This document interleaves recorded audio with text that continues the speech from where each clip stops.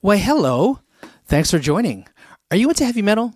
Like really heavy metal? Like heavy metal? Yeah? Well, this episode is for you.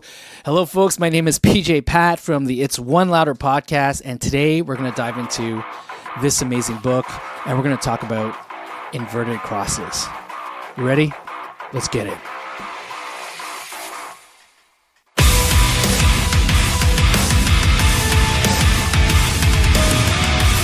All right, well, check this out. This book is called Codex Metallum, The Secret Art of Metal, the hidden meanings behind metal's greatest album covers. And, as fans of heavy metal, this amazing subgenre of rock and roll, we know that there's a couple of themes that are very common.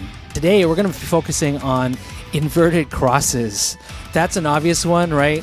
Anti-religion, anti-Jesus Christ, therefore pro-devil, yada, yada, yada. All right, inverted crosses. The cross is a supreme symbol of Christianity. No duh. It is the instrument of torture by which Jesus Christ was put to death. It symbolizes the sacrifice Jesus made and, above all, his forgiveness of humanity. The cross is therefore supposed to remind us of the goodness, wisdom, and greatness of the Son of God. Before it became associated with metal music, the inverted cross was known as the cross of St. Peter. When he himself was being crucified, St. Peter asked that the cross be turned upside down as a sign of respect for Jesus, for he did not regard himself as worthy of being put to death in the same way. Whoa! It was much later that the inverted cross came to be used as an anti-Christian motif. Wow, crazy!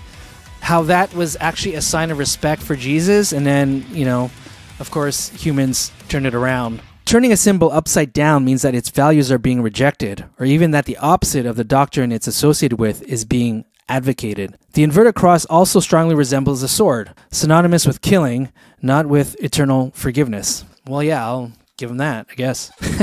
In rock music, it dates back to 1969 with Coven, C-O-V-E-N, and their Witchcraft Destroys Minds and Reaps Souls, a rock album in the same vein as others being produced in the 1960s, but with a theme, that of Witches Coven. That was unprecedented at the time. The album's visual elements are full of anti-clerical references, from the famous horns up hand sign, devil's horns formed with the index and little fingers. Yeah, baby. It's one of our It's One Louder logos. Hell yeah.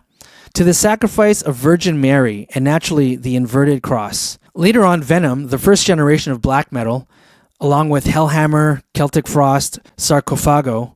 The second generation, which is Mayhem, Gorgoroth, and Take, that's T-A-A-K-E. Some doom groups, such as Witchfinder General, and some death metal groups all made use of the Christian cross in their logos, album sleeves, and promotional photographs. By extension, in horror films and movies dealing with demonic possession, an inverted cross indicates the presence of the evil one who cannot bear to see a crucifix the right way up. He inverts it to express his blasphemy and to desecrate it, stripping it of its divine power. Okay, and here we have a picture of Sarcophago with their album cover here, and they named their album INRI, which is the letters that was written on Jesus' cross when he was being crucified. INRI. Well, there you have it. The essential symbolism in any heavy metal collection.